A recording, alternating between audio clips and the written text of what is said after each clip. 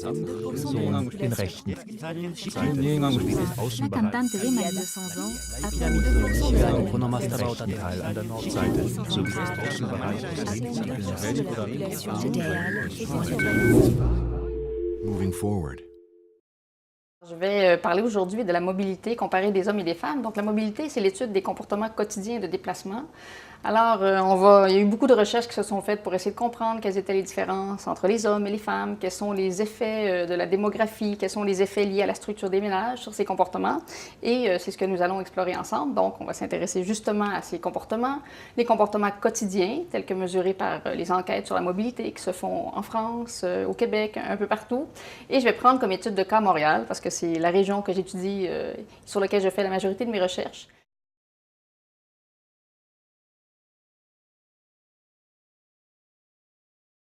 Un des grands messages de ce type d'analyse est de s'assurer, quand il y a des analyses qui sont faites sur la mobilité, qu'on tienne compte à la fois de l'âge et du genre. Donc, on parle d'analyse démographique sexuée. C'est le type de concept qu'on utilise. Et ça doit être au cœur de toutes les analyses de transport qui sont réalisées.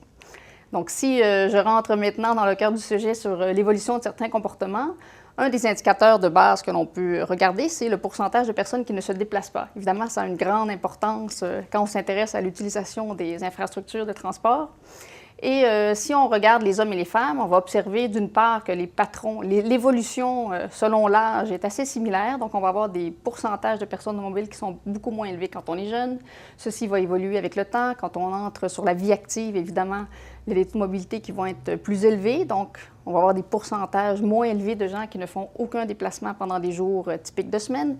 Et avec l'âge, on va avoir une croissance qui va atteindre des valeurs comme 80 de personnes qui ne se déplacent pas pendant des jours moyens de semaine. Et ceci est un peu plus élevé chez les femmes que chez les hommes. Donc, si on s'intéresse à des analyses comparatives, il y a certains outils statistiques qu'on peut utiliser pour voir si les différences sont effectivement significatives entre des hommes et des femmes.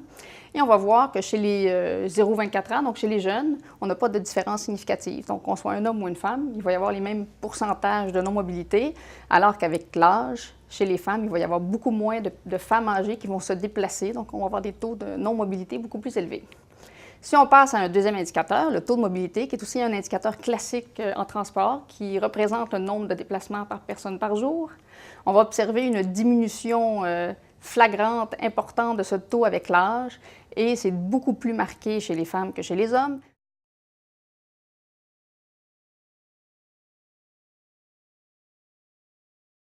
Cependant, ce qu'on a observé, c'est qu'avec le temps, avec la santé qui s'améliore, donc sur une période de 20 ans, on a une augmentation des taux de mobilité moyens chez la population en général. Donc, les personnes âgées se déplacent moins que les gens actifs, mais se déplacent plus qu'elles ne se déplaçaient avant. Et ceci, évidemment, a un effet sur le bilan de transport qu'on fait dans des régions.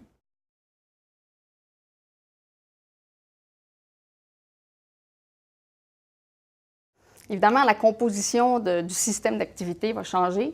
Il est très différent entre les hommes et les femmes. Les hommes vont avoir des pourcentages de déplacement plus élevés pour motif travail. Les femmes vont avoir des pourcentages de déplacement plus élevés pour le motif magasinage et pour tous les motifs raccompagnement. Donc, aller reconduire quelqu'un, aller chercher quelqu'un. Donc, la gestion du programme d'activité familiale se reflète aussi à travers les motifs pour lesquels les déplacements sont entrepris. Si on s'intéresse à un autre concept qui est la chaîne de déplacement, donc la chaîne, j'en ai parlé au début, c'est le nombre de déplacements qui sont inclus dans une chaîne qui est ancrée au domicile. Donc, ce sont tous les déplacements que nous faisons à partir du domicile jusqu'au retour au domicile.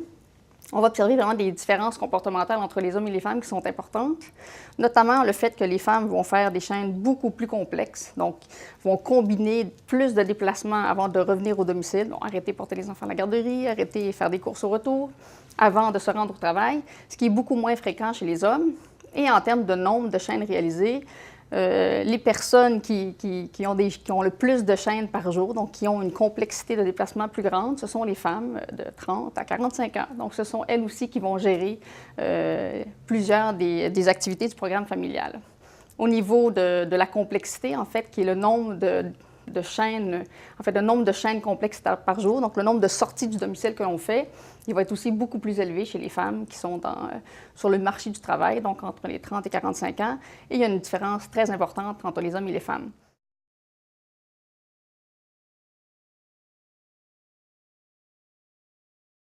Cependant, ce qu'on a observé dans les dernières années, c'est qu'il y a un déclin. Donc, les femmes ont tendance à adopter les comportements de type masculin avec des diminutions de part modale du transport en commun. Évidemment, ceci s'explique par plusieurs facteurs. Le premier facteur étant le fait que les femmes ont maintenant accédé au marché de l'emploi. Ceci se traduit par une augmentation du niveau de richesse. Le niveau de richesse se traduit par une augmentation de la motorisation.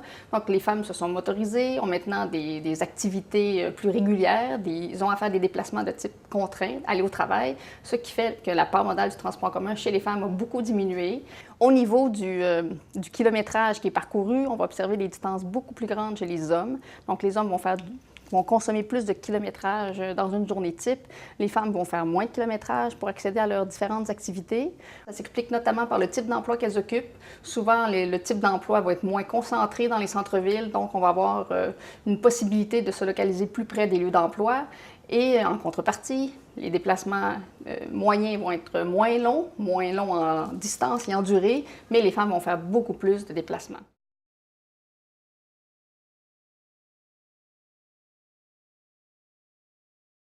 Qu'en est-il si on essaie d'observer l'impact de la structure des ménages? Bien, on s'est amusé, évidemment, à faire des analyses des gens qui vivent seuls, donc à regarder les célibataires. Et ce qu'on observe, c'est qu'il y a beaucoup de différences qui disparaissent totalement. Donc, les hommes et les femmes se comportent presque de façon identique lorsqu'ils vivent seuls. Donc, l'effet du ménage disparaît. Il y a plein de tâches familiales qui n'ont plus à être considérées. En fait, les hommes et les femmes doivent eux-mêmes gérer l'ensemble de leurs tâches. Donc, on a des différences qui sont beaucoup moins élevées. Si on regarde les hommes et les femmes chez les couples d'adultes, là aussi, on a des différences qui sont beaucoup moins élevées. Les femmes vont faire un peu moins de déplacements que les hommes, mais grosso modo, les différences sont beaucoup moins importantes que lorsqu'on regarde des ménages de type familiaux. Donc, dès qu'on a apparition des enfants dans des ménages, on va avoir des différences, on va avoir des taux de mobilité qui vont augmenter, à la fois chez les hommes et les femmes, et des différences qui vont se manifester. Les femmes vont faire beaucoup plus de déplacements encore pour assurer les déplacements de raccompagnement. Donc, la structure des ménages explique en partie les différences, mais n'explique pas la totalité des différences que l'on peut observer entre les hommes et les femmes.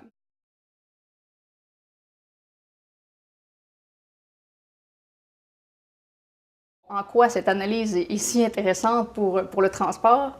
En fait, quand on fait de la prévision de la demande, quand on veut s'intéresser aux déplacements qui vont se réaliser dans un futur pour être capable de prévoir des systèmes de transport, il faut être capable de comprendre quels sont les différents mouvements qui s'opèrent dans une société, quels sont les changements qui s'opèrent au niveau des systèmes d'activité. Et ceci exige que l'on comprenne à la fois quelles sont les tendances chez les hommes, quelles sont les tendances chez les femmes, quelles sont les tendances qui sont liées aux changements dans la structure des ménages, parce que toutes ces variables vont avoir des effets différents sur les types ou l'ampleur de la mobilité et la structure spatio-temporelle de la mobilité qu'on va devoir gérer avec nos futurs systèmes de transport. Seite sowie den Außenbereich